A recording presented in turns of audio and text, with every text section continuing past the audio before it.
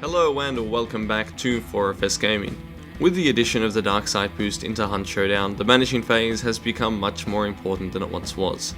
It is in this part of the match that many engagements take place, with teams trying to push in and steal control of the boss room before whoever killed the boss can take advantage of the Dark Side boost. This video will be set out into 3 sections. Firstly, we will go over the specifics of the Banishing process. These are facts about how it functions, how long it takes, and what effect it has on the game. The second section will cover the defense of the boss's corpse while Banishing is taking place, how to set up and maintain a strong position so that attacking teams cannot get in to kill you.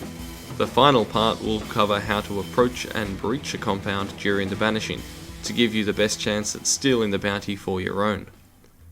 The first thing you need to know about the Banishing is that when a team has killed a boss, they will immediately have the option of pressing F on the boss's corpse to begin the Banishing process. This will heal the team that begins the Banishing, and it will also restore lost health chunks that have been burned away through fire or getting downed. At this moment, the location of the Banishing ritual is revealed to all players in the match, both through their maps and also in Darkside. All players will also receive a banner and an indicator that clearly states when the Banishing has begun and how complete the process is as a percentage. As soon as the Banishing process begins, it will cancel all active clues for that particular boss. The Banishing ritual takes 3 minutes and 20 seconds to complete. During this time, the corpse of the boss will make a series of sounds,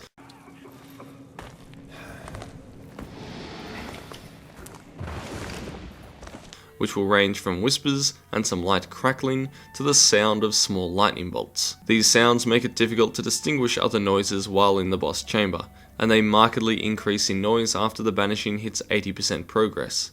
As soon as the Banishing is complete, any player can interact with the boss corpse to pick up the bounty, which will provide a global banner stating the name of the player that has picked up the bounty, as well as displaying their rough position both on the map and in Darkside. Now as soon as that happens, the player that picked up the bounty will receive the Dark Side buff, allowing them to detect rather accurately the position of other players. So with that out of the way, let's look at some of the tactics when defending the boss's corpse and surviving the Banishing phase. Now these are of course my personal opinions, so you can feel free to disagree. However, I do not want to create any misconceptions that I am dictating the following as fact. Always assume that enemy hunters are coming to your position even before the beacon of Banishing is lit. The clues will inevitably point them towards the boss compound anyway, and chances are you made more than a little bit of noise when killing the boss, thus drawing players to your position. Once that Banishing starts, however, there is a 3 minute and 20 second timer for other teams to reach you before you can pick up the bounty and use Darkside to take them down with a great advantage. Moral of the story is be ready, because people are coming. It is rare to be left alone during this period. Another consideration that can help your defense of the Banishing is where you killed the boss. Some boss lairs are complex, with areas that are quite separate from the rest of the chamber. If we are cut off from the bounty, we lose all advantage. Be mindful of where you want the boss's corpse to land. This is difficult with the spider, who skitters around for a while before death, but at least you can have a great deal of control over where the butcher will cark it. Now this is Australian slang for die, by the way. At least you have great control over where the butcher will die. So cark it means die. You learn something new every day. Isn't life great? This thing about controlling where the boss dies is important to take into account in lairs where there are gaps in the wall or missing planks of wood that can be shot through. Getting hit by a nitro while picking up the bounty is more common than you think, especially when they can see you through a small gap in the wall. Once the boss is dead, I recommend beginning the Banishing straight away and then setting up defenses.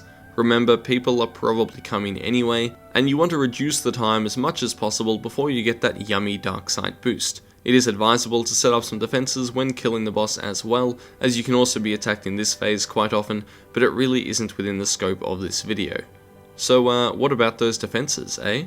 Well, there are a number of items capable of locking down entrances to a boss lair or obscuring vision that are very, very handy. Chief amongst these is the concertina wire, the newly added bear traps, and of course, fusees. Boss lairs have many entrances, and covering them all with only 2 people is often, well, impossible. You can, however, use these tools to reduce the number of viable entrances, or at least force your opponents to make noise in order to get past them. The razor wire can lock off an entire room, prevent entry from more than one door if used carefully.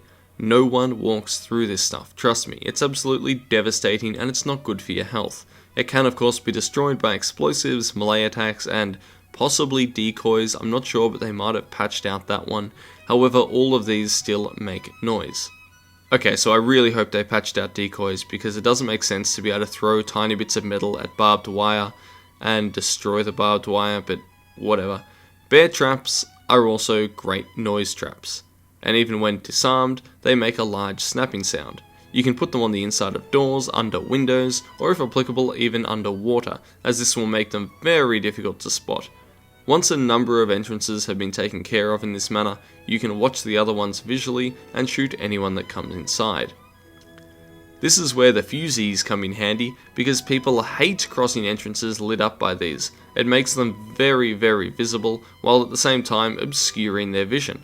All in all, they are great defensive tools. Just remember that by the end of all this, you do have to get out somehow yourselves, so any defenses that you put in place need to be bypassable by you and your partner when it is time to make a break for it. It is also possible to defend the Banishing from outside the boss lair. This was my go-to strategy before the Dark Side boost, as keeping mobile and surveying your surroundings means that it is hard for anyone to sneak up and get close to you. However, with how important being the first to pick up the bounty is now, you probably don't want to stray too far, so that when the Banishing is complete you can get those wall hacks as soon as possible. You can still peek out the gaps in walls, or look out the exit points from the boss lair, but I wouldn't stand still there for long at all, as there is a high chance that these points are being observed by your enemies. Alrighty, let's move on to part 3, attacking the boss killers while the Banishing is in process. This is thrilling if done correctly, and aside from ambushing while they are still killing the boss, it's probably the best time to steal control of that bounty. You're looking for clues, killing some grunts, and then you see the Banishing has begun. I usually head straight for it, moving quickly over the map. Now if it is a dual target bounty, and the Banishing is literally on the other side of the map and next to an extract point, I might just keep hunting the other boss, but usually I like the chance of PvP, so I pursue anyway. Even if it seems that you are too far away, it is possible that other teams will delay the bounty carrier's escape long enough for you to get onto the scene. Of course, then you have to weigh up whether or not it is worth fighting people who have that boost, but that's probably a discussion for another video. And I don't think the Dark Side boost is in its final form anyway, early access. So when moving towards the Banishing and approaching the compound, you need to remember that there are likely other teams in the exact same situation as you.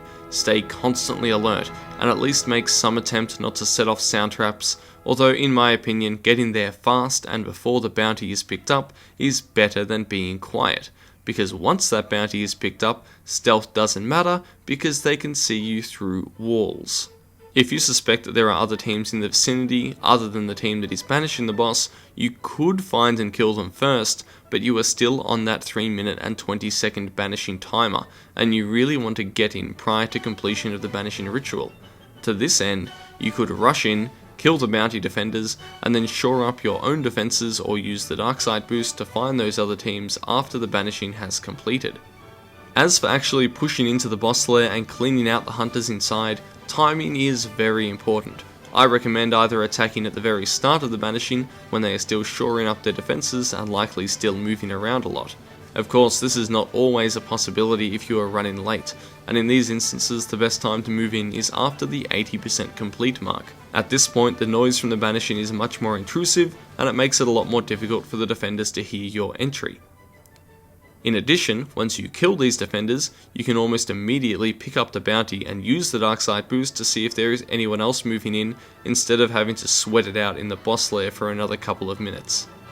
It does pay to scout around a bit first before you go in. Check for concertina bombs and bear traps, especially under any drop downs and ladders. If you breach in with a partner, you can enter separately or together, although I think against most teams, moving in from the same entrance will give you an advantage, as most defenders like to position themselves apart so they can cover different entrances. So if you and your partner storm in and encounter an enemy, you'll likely have a 2-on-1 advantage for at least a few seconds until you can hopefully kill them. Of course, you do need to watch out for explosives when doing this, as you don't want to be double killed by a dynamite through a doorway. Once inside, move fast and be aggressive. Sprint and strafe. Move erratically, and sweep every corner of the boss lair. Moving slow and stealthy will just get you killed at this point, as any decent team will have methods to discover when and how you are entering, and will be able to hear you even crouch walking once inside. Moving slow just makes you too vulnerable. You might have some idea of what to expect in the way of weapons if you listened carefully to the sounds this team made when they killed the boss, but if not, always assume the worst.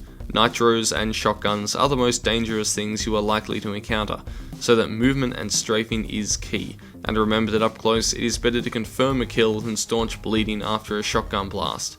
If you do need to stop the bleeding, use your vitality shots for faster animation. Please don't storm in with really long range weapons like a Sparks or even a Mosin. This is a time for shotguns and Winfields and chaining pistols and Dolches. It's that kind of weapon choice that's going to really get you over the line here. And that right there is how you deal with the Banishing. Thank you so much for watching. If you have any other tips, please drop them in the comments below, and good luck on your hunts.